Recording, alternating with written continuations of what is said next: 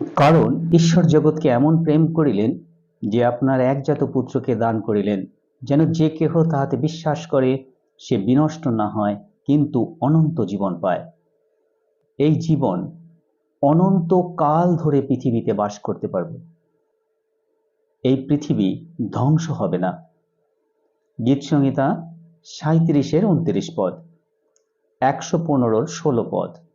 ধার্মিকেরা দেশের অধিকারী হইবে, তাহারা নিয়ত তথায় বাস করিবে। স্বর্গ সদাপ্রভুরই স্বর্গ, তিনি পৃথিবী মনুষ্য সন্তানদিগকে দিয়াছেন। যেসায় 45-18 পদ। কেননা আকাশমণ্ডলের সৃষ্টিকর্তা সদাপ্রভু স্বয়ং ঈশ্বর, যিনি পৃথিবীকে সংগঠন করিয়া নির্মাণ করিয়াছেন, তাহা স্থাপন করিয়াছেন ও অনর্থক সৃষ্টি না করিয়া বাসস্থানার্থে নির্মাণ করিয়াছেন। তিনি এই কথা কহেন, আমি সদাপ্রভু, আর কেহ নয়।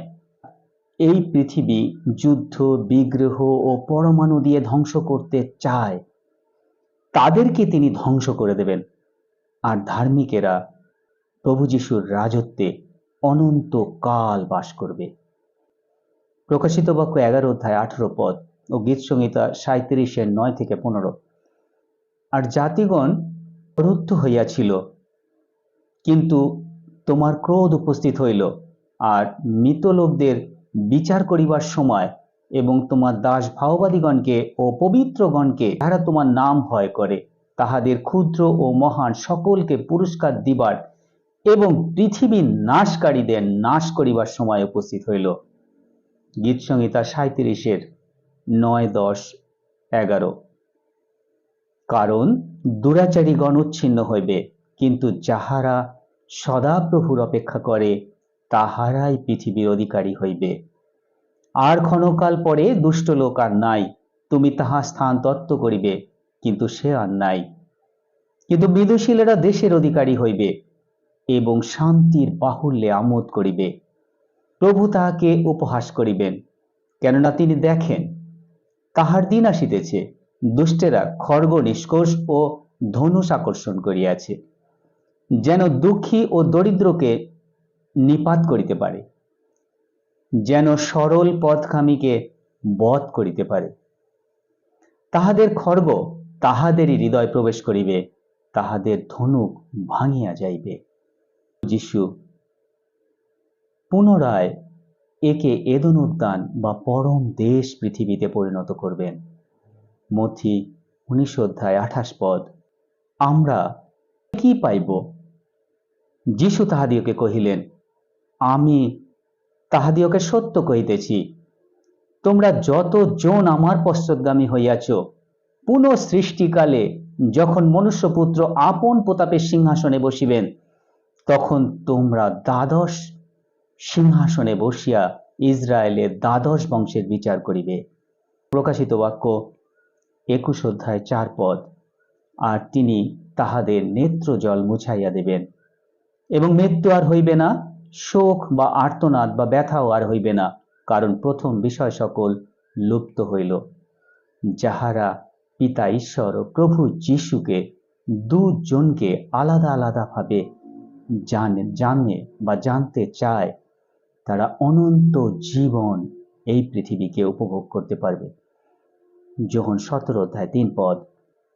আর ইহাই অনন্ত জীবন, যে তাহারা তোমাকে একমাত্র সত্যময় ঈশ্বরকে এবং তুমি যাহাকে পাঠাইয়াছ সে প্রভু যিশুকে জানিতে পায়।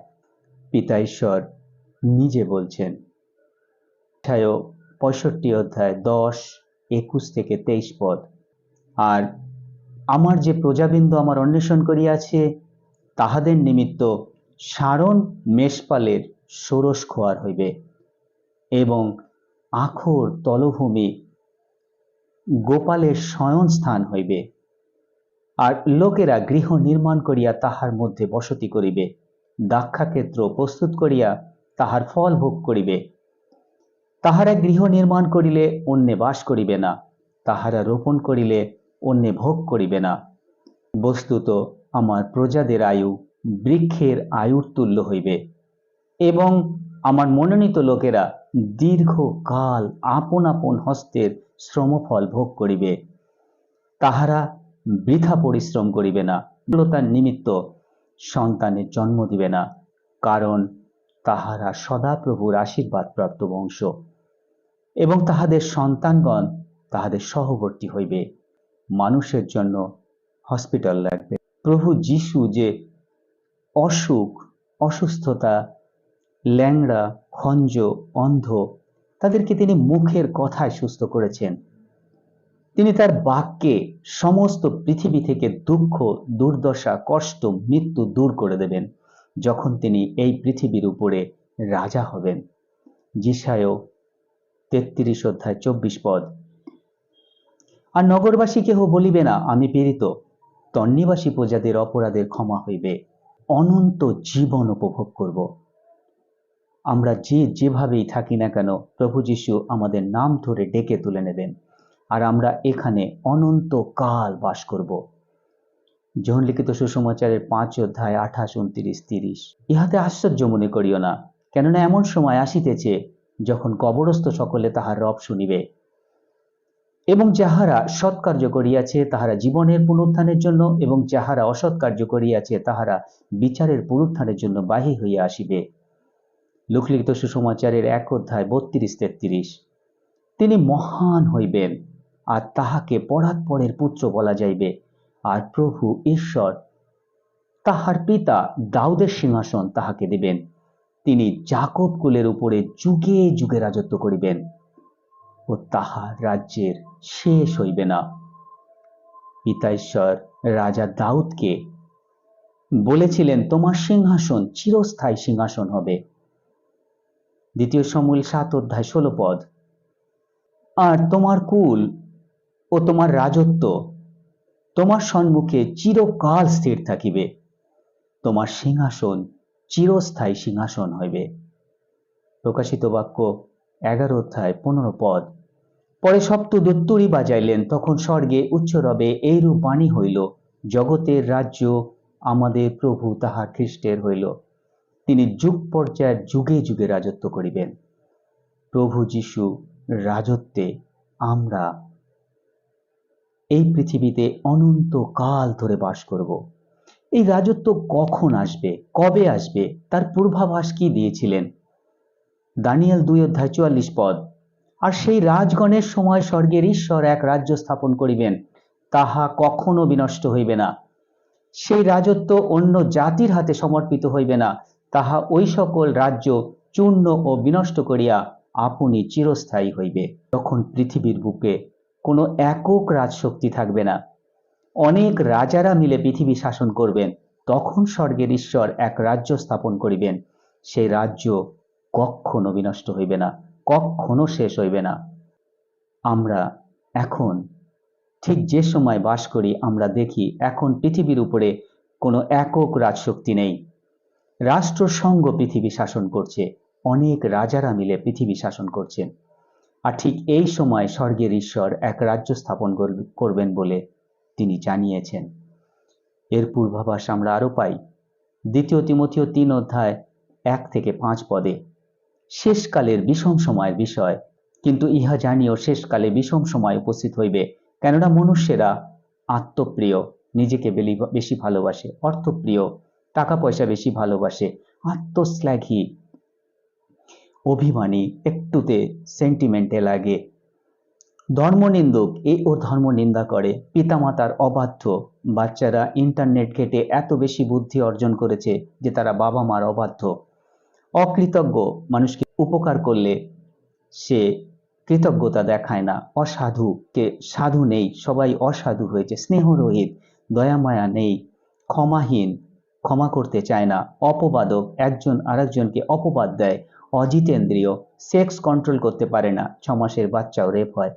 প্রচণ্ড, মানুষের ভেতরে প্রচণ্ডতা বেড়ে গেছে, হিমালয়ের চূড়ায় যেতেও ভয় পায় না, যুদ্ধ বিগ্রহ দেশে যেতেও ভয় পায় না। সৎ বিদ্বেষী, সতের বিদ্বেষ করে, কোনো সতের কথা বললে, ধর্মীয় আলোচনা করলে তার বিদ্বেষ করে। বিশ্বাসঘাতক, বিশ্বাস করলেই ঘাতকতা করে। দুঃসাহসী, প্রচণ্ড দুঃসাহসিকতা বেড়ে গেছে, স্টান্ট করতে ভয় পায় না। গর্ভান্ধ, নিজেকে প্রশংসা করতে এতটাই অন্ধ যে অন্যে কি বলছে শুনতে চায় না। ঈশ্বর প্রিয় নয়, বরং বিলাস প্রিয় হইবে। ঈশ্বরের প্রতি মনোযোগ দেখায় না, বরং ইন্টারনেট ঘেটে সময় নষ্ট করে। বিলাস প্রিয় হইবে। আমরা বর্তমানে বিলাসিতায় মত্ত হয়ে গেছি। লোকে ভক্তির অবয়বধারী, কিন্তু তাহার শক্তির অস্বীকারী হইবে। লোকে ভক্তি দেখায়, ধর্মীয় স্থানে মোটা একটা অ্যাকশন করে দান করে দেখায় যে আমি ঈশ্বরকে কত ভয় করি বা ঈশ্বরকে কত ভক্তি করি, কিন্তু তার পেছনেই বসে অসামাজিক কাজকর্ম করে। আমরা দেখি ভক্তির অবয়ব ধরে, কিন্তু তাহার শক্তির অস্বীকারী হইবে। তুমি এইরূপ লোকদের হইতে সরিয়া যাও। তাহলে আমাদেরকে সরে যেতে বলেছে। যদি আমাদের ভেতরে এই গুণগুলি থাকে, তবে আমরা কখনোই প্রভু যিশুর রাজ্যে অনন্তকাল বাস করতে পারবো না। আপনার যদি প্রশ্ন থাকে, আপনি মেসেঞ্জার